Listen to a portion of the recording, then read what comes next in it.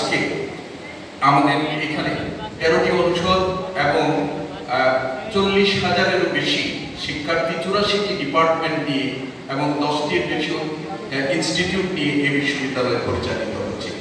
পৃথিবীর যে কোনো জায়গায় আমরা যাই না কেন, সেই জায়গায় আমাদের বৌদ্ধিক পরিমণ্ডলে ঢাকা বিশ্ববিদ্যালয়ের একটা নিজস্ব পরিচিতি নেই, পৃথিবীর এমন কোথাও পাওয়া যাবে না।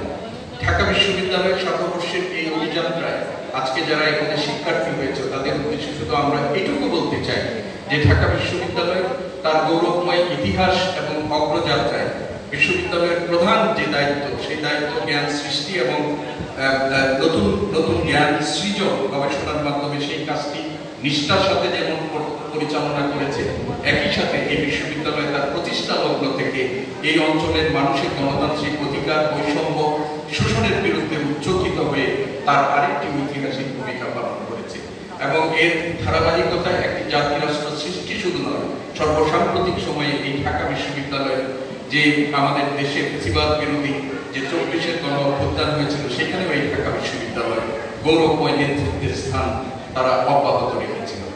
আজকে আমার সামনে যারা শিক্ষার্থীরা বসে আছে তারা সেই গর্বিত শিক্ষা প্রতিষ্ঠানের শিক্ষার্থী হয়েছে।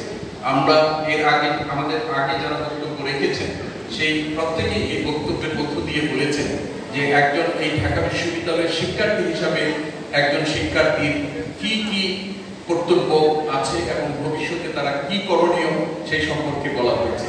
আমি সেগুলোর পুনরাবৃত্তি না করে শুধু এইটুকু বলতে চাই যে ঢাকা বিশ্ববিদ্যালয় হচ্ছে এমন একটি বিশ্ববিদ্যালয় যে বিশ্ববিদ্যালয় এদেশের আপামর জনগণের অর্থে পরিচালিত হয়।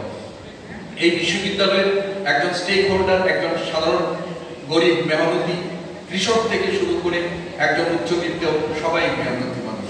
আমরা এই মানুষের শ্রমে এবং অর্থে পরিচালিত এই বিশ্ববিদ্যালয়ের শিক্ষার্থী হিসাবে তোমরা যে সুযোগ সুবিধাগুলো এখানে পাবে সেই সুযোগ সুবিধাগুলো সম্পর্কে এখানে বলা হয়েছে। এখন এই সুযোগ সুবিধাগুলো কাজে কিভাবে লাগাবে তোমরা, সেই দায়িত্ব তোমার।